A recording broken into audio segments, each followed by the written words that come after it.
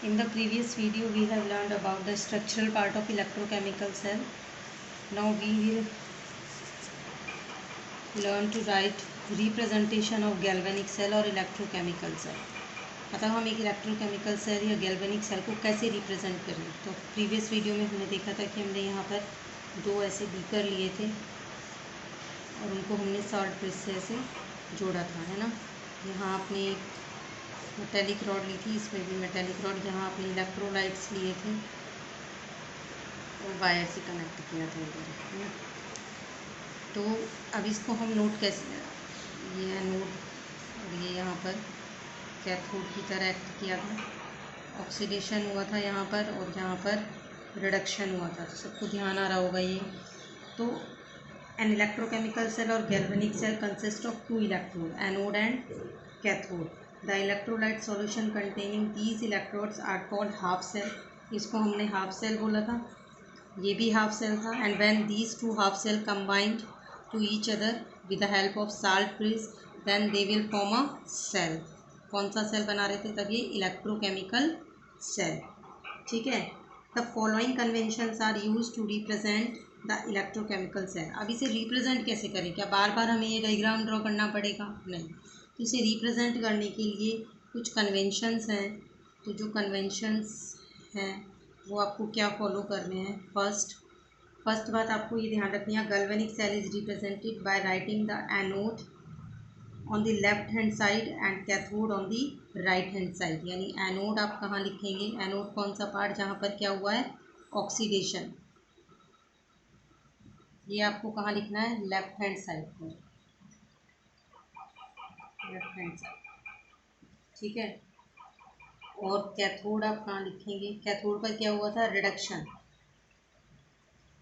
Reduction. ये आप कहाँ लिखेंगे? Right hand side, right hand side पर आपको इसको लिखना पड़ेगा, ठीक है। सेकेंड बात जो आपको ध्यान रखनी है, the anode of the cell is represented by writing metal और सॉलिड फेज फर्स्ट। यानी जब आप एनोड सेल को, यानी एनोड वाले हाफ सेल को रिप्रेजेंट करोगे तो उस समय आपको क्या करना पड़ेगा? सबसे पहले आपको मेटल लिखना है, फिर उसके बाद आपको एनायन लिखना है, उसका जो भी कैटायन फॉर्म हो रहा है या जो भी इलेक्ट्रोलाइट से जो भी कैटायन निकला था वो आपको सेकेंड नंबर पे रखना है। While the cathode is represented by writing the electrolyte first, and then the metal ion और द सॉलिड फेज।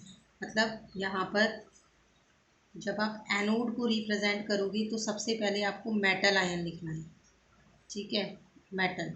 और देन आपको लिखना है कैटायन जो भी फॉर्म हो रहा है ना, विथ कंसंट्रेशन। आप कंसंट्रेशन भी इसकी रिप्रेजेंट कर सकते हो। लेकिन जब आपको कैथोड पे को रिप्रेजेंट करना है तो कैथोड को रिप्रेजेंट करते समय सबसे पहले आप यहाँ पर इसका कैटायन लिखोगे जो भी बना है ना, विथ कंसंट्रेशन। एंड देन आप इसका जो भी मेटल है, ठीक है, और जो भी सॉलिड फेज है इसकी वो आप लिखोगे। देखो दोनों में उल्टा है। अभी एक एग्जांपल से समझाऊंगी तो समझ में आ जाएगा। फिलहाल ये दोनों कन्वेंशन है और ये याद रखने हैं ना। एनोड में हमेशा लेफ्ट हैंड साइड पर, कैथोड राइट हैंड साइड पर। जब एनोड को रिप्रेजेंट करोगे तो मेटल पहले और उसका कैटायन बाद में विद कंसंट्रेशन। कैथोड को जब रिप्रेजेंट करोगे तो कैटायन पहले और मेटल बाद में, ठीक है। The metal and the cation are separated इधर बाय द सेमीकोलन और ऑब्लिक। ये देखो मैंने यहाँ बीच में ऑब्लिक लगाया हुआ है। तो इसमें ये क्या है? Metal and cation should be separated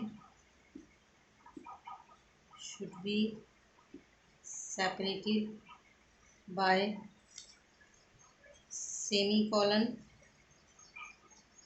और ऑब्लिक, ठीक है। आपको ये ऑब्लिक का साइन लगाना है ना, या तो आप ऑब्लिक से अलग कर दो, मतलब ये वर्टिकल जो लाइन है, वर्टिकल लाइन भी लिख सकते हैं, मतलब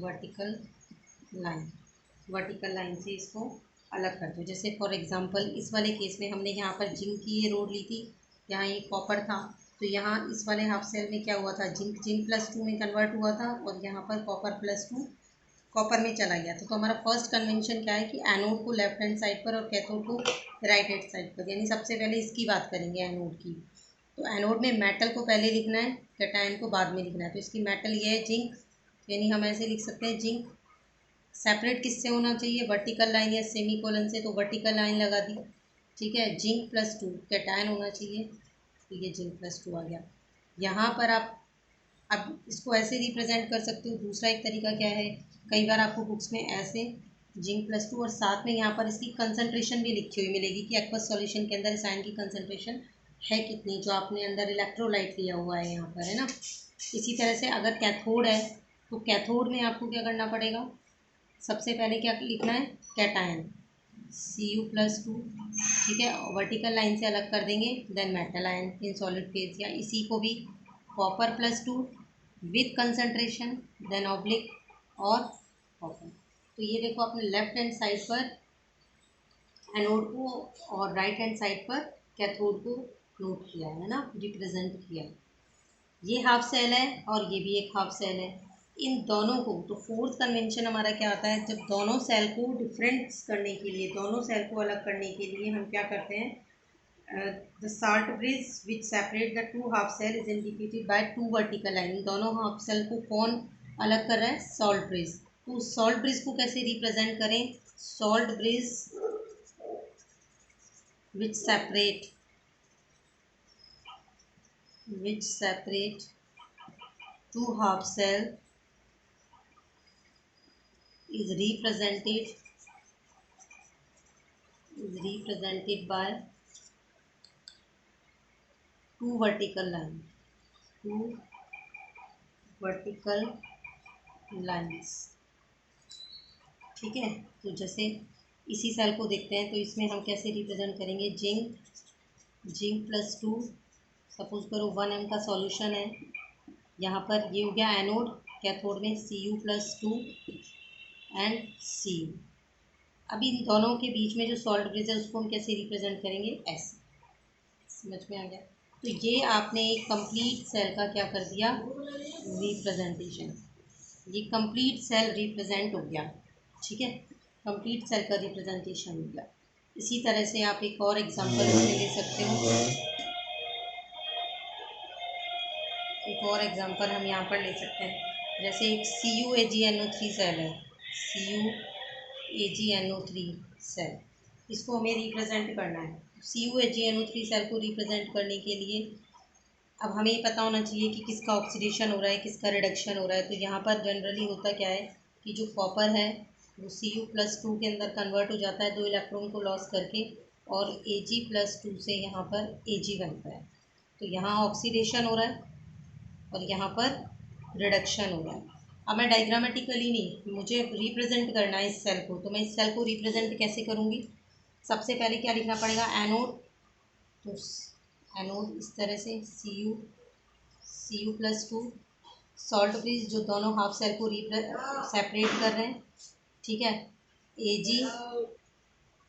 कहाँ से, ये CuAgNO3 सेल को कैसे रिप्रेजेंट करेंगे, Cu+2 Ag+2, यहाँ रिडक्शन हो रहा है, यहाँ ऑक्सीडेशन हो रहा है, तो Copper+2।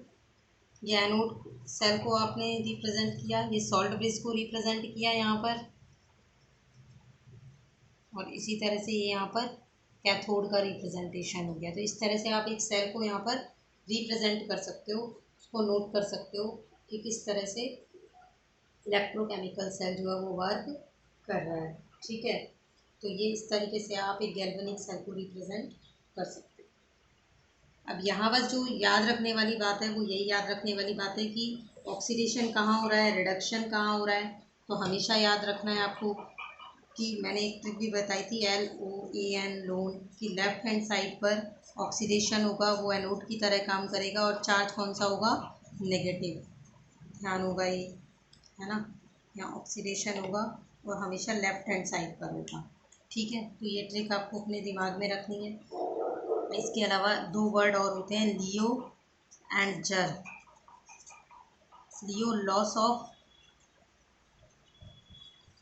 Electron is known as, E for electron, known as oxidation, and G gain of electron is known as reduction। तो ये ऑक्सीडेशन और रिडक्शन को आप ऐसे याद रख सकते हो कि लॉस ऑफ इलेक्ट्रॉन हमेशा क्या होगा, oxidation, and gain of electron हमेशा क्या होगा, रिडक्शन।